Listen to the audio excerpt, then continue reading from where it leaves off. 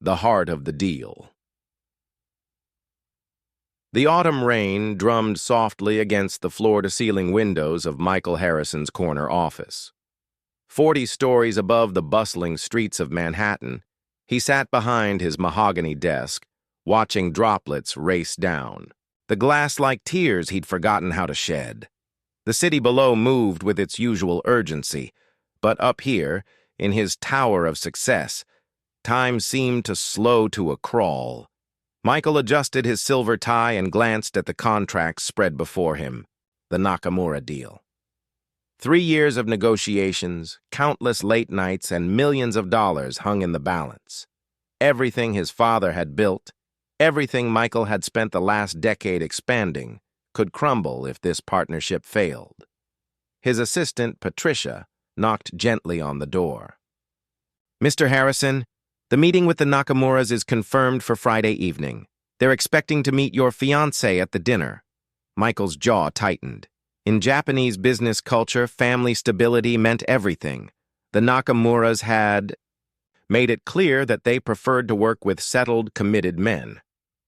When Michael had mentioned his engagement months ago during preliminary talks, he hadn't expected the lie to follow him this far. Now, with no fiancé and no time to find a real relationship, he faced an impossible situation. "Thank you, Patricia," he said quietly. "That will be all." After she left, Michael stared at his reflection in the dark window. At 35, he had everything money could buy. But somehow, he'd never found the one thing that couldn't be purchased. Love had always taken a back seat to ambition. Relationships sacrificed on the altar of success. The next morning brought a solution in the most unexpected form. Michael was grabbing his usual black coffee from the small cafe on the ground floor of his building when he noticed her. She sat alone at a corner table, her dark hair catching the warm morning light as she graded papers with careful attention. Emma Parker looked nothing like the polished socialites who usually graced the pages of business magazines. She wore a simple navy sweater and jeans, and when she smiled at something she'd written in the margin of a student's essay, her whole face lit up with genuine warmth. "You're a teacher," Michael said, approaching her table with an awkwardness. That surprised him. Emma looked up, her green eyes meeting his with curiosity rather than recognition. "High school English," she confirmed, setting down her red pen. "And you're the man who orders black coffee every morning at exactly 7:15 and never speaks to anyone." Her observation caught him off guard. He'd never noticed that anyone paid attention to his routine. "I'm Michael," he said, extending his hand. "Emma," she replied, shaking it with a firm grip that spoke of confidence despite her modest appearance. What happened next surprised them both. Michael found himself sitting down asking about her students, listening to her talk about the joy of watching teenagers discover their love for literature. Emma, meanwhile, seemed genuinely interested in the person behind the expensive suit, asking thoughtful questions that no one had bothered to ask him in years. When Michael finally worked up the courage to explain his unusual request, he expected Emma to laugh or walk away. Instead, she listened with the same careful attention she'd given her students' papers. "So you need someone to pretend to be your fiancé for one evening," she said slowly, "to save your family's business." "I know how it sounds," Michael began, but Emma held up a hand.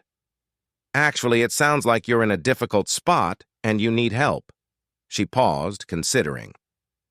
"I could use the money you're offering. My classroom needs new books, and the district budget is limited." And so, with surprising ease, their arrangement began. The following days passed in a blur of preparation. Michael took Emma shopping for an elegant dress, watching as she transformed. From the comfortable teacher into someone who could hold her own in any boardroom or ballroom. But what struck him most was that beneath the designer gown and professional styling, Emma remained completely herself. She asked questions about his business not to impress, but because she was genuinely curious. She remembered the names of his employees, and asked about their families. She brought homemade cookies to his office, insisting that his assistant Patricia looked tired and needed something sweet. "You're different than I expected," Michael admitted one evening as they rehearsed their backstory in his apartment overlooking Central Park. Emma looked up from the notes she'd been taking. "Different how?" "Most people want something from me. Money, connections, status." He paused, choosing his words carefully. "You just want to help your students get better books." "That's not entirely true," Emma said softly. "I want to help you too. You seem lonely up there in your tower." The words hit him like a gentle punch to the chest. In all his years of building walls around his heart, no one had seen through them so clearly. The night of the dinner arrived with all the weight of its importance. The Nakamuras were a traditional family, led by elderly patriarch Hiroshi Nakamura and his son, Kenji. The restaurant Michael had chosen was intimate and elegant, with soft lighting that made Emma's eyes sparkle like emeralds. From the moment they sat down, Emma was magnificent. She listened intently as Mr. Nakamura spoke about his family's history, asked thoughtful questions about Japanese culture, and shared stories about her students that made everyone laugh. She wasn't performing or pretending. She was simply being herself, and that authenticity was more powerful than any act could have been. "Your fiancé has a beautiful spirit," Hiroshi told Michael in careful English during a quiet moment. "She sees people not just what they can do for her." Michael watched Emma explaining American education to Kenji's wife, her hands moving expressively as she painted pictures with her words. Something deep in his chest began to ache, a longing he'd buried so long ago he'd forgotten it existed. The business discussion went smoothly. The Nakamuras were impressed not just with Michael's proposals, but with the man they saw reflected in Emma's eyes when she looked at him. By the end of the evening, contracts were signed, hands were shaken, and Michael's company was saved. But as they walked out into the cool night air, Michael realized that somewhere between the fake engagement and the real laughter, something had shifted. The woman beside him, who had agreed to a simple business arrangement, had become the most important person in his world.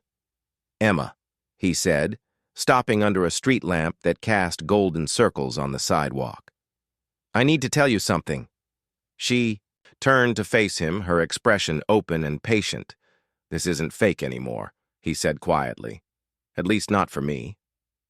Emma smiled, the same genuine smile that had caught his attention in the cafe. "Michael Harrison," she said, stepping closer, "for someone so smart, you can be remarkably slow." "What do you mean?"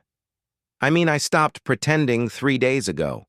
When he kissed her, it was soft and tentative, like a man learning to trust in something, beyond profit margins and quarterly reports. The city moved around them, but in that moment, they were perfectly still. 6 months later, Emma kept her bargain in the most beautiful way possible. Her students got their new books, funded by the Michael Harrison Foundation for Education. And Michael got something he'd never thought to put in a contract, a love that was worth more than any business deal he'd ever made. Their wedding was small and simple, held in the same cafe where they'd first really talked. As Emma walked down the aisle between the tables, Michael realized that sometimes the best partnerships aren't the ones you plan, but the ones that choose you when you're brave enough to let them.